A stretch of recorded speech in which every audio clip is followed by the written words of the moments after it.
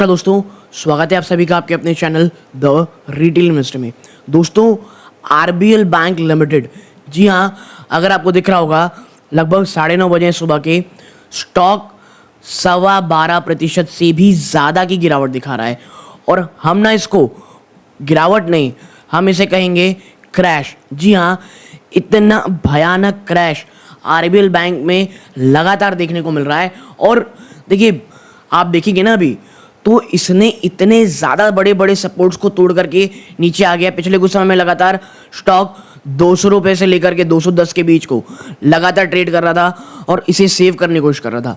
But आज problem ये हुई है भाई साहब, पहले तो 200 रुपये का जो एक ह्यूमंगस, मैं कहूँगा बहुत ही ज़्यादा मजबूत कह सकते हैं आप, साइकोलॉजिकल सपोर्ट था, वो टूटा।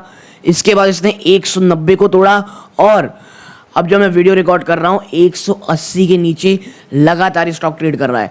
और ये इतना इंपॉर्टेंट क्यों है, ये 1 साल का चार्ट है। अब आप देखेंगे, आप पाएंगे, ये देखिए यहाँ पर 1 मिनट, ये इसके आसपास 200 को ना ये लगातार बचाने की कोशिश कर रहा था इतने लंबे समय से, ठीक है। और आज ये भाई साहब टूट गया है।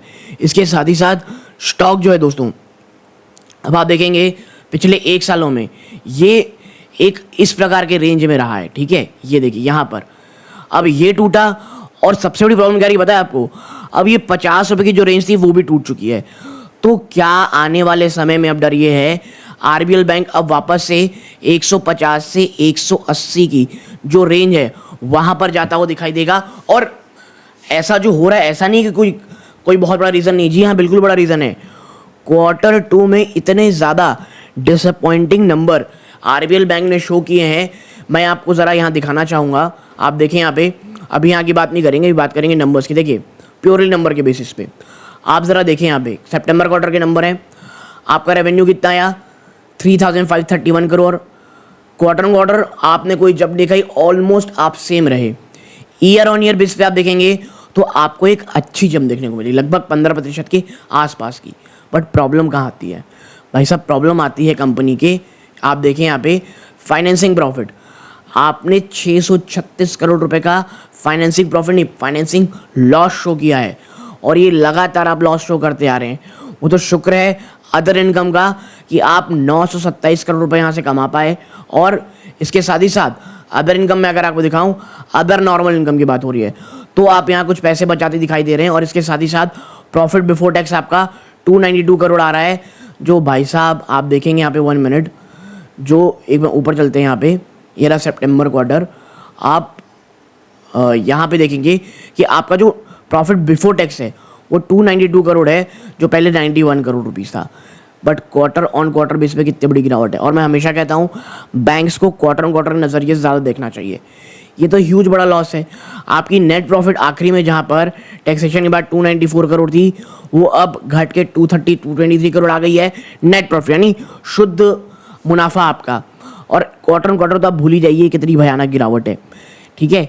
तो इसके साथ ही साथ अगर मैं आपको बताऊं ग्रॉस एनपीए और जीएनपीए, ग्रॉस एनपीए 2.88 पे आई है, जो भाई साहब पहले कितनी थी, 1 मिनट, जो आपकी पहले कितनी थी, आपकी ग्रॉस एनपीए पहले थी 3.12। और ये क्वार्टर ऑन क्वार्टर में वापस से जंप देखने को मिल रही है। नेट एनपीए में भी, नेट एनपीए तो आपकी ईयर ऑन ईयर बढ़ी है, क्वार्टर ऑन क्वार्टर भयंकर बढ़ोतरी हुई है। तो अब डर ये है, क्योंकि देखिए आप अभी थोड़े से पटरी पे आना शुरू हुए थे, और इसके बाद भी अगर आप इतनी भयंकर गिरावट दिखाएंगे तो काम कैसे चलेगा। और यही कारण है कि आरबीएल बैंक में निवेशकों को इतनी भयंकर तौर से, मैं कहूँगा, गिरावट का सामना करना पड़ रहा है। और यकीन मानिए, ये जो स्टॉक है, आप कह सकते हैं आरबीएल बैंक, जो इसने लगभग 30, आप कह सकते हैं 12.533% से ज़्यादा की गिरावट दिखा रहा है, और 180% की ज़्यादा गिरावट हुई है। मुझे ऐसा लगता है कि अगर स्टॉक 150 तक शायद एक बार आता हुआ आपको दिखाई दे, अभी नहीं आएगा, कल नहीं आएगा, लेकिन हाँ, अगर एक रिवर्सल आता है, स्टॉक 200 रुपये के ऊपर बंद हो जाता है, आज ही मैं कह रहा हूँ, ये आने वाले कुछ समय में 1 से 2 दिन के अंदर, तो फिर ये जो इतनी भयानक गिरावट है वो शायद बंद होती दिखाई देगी।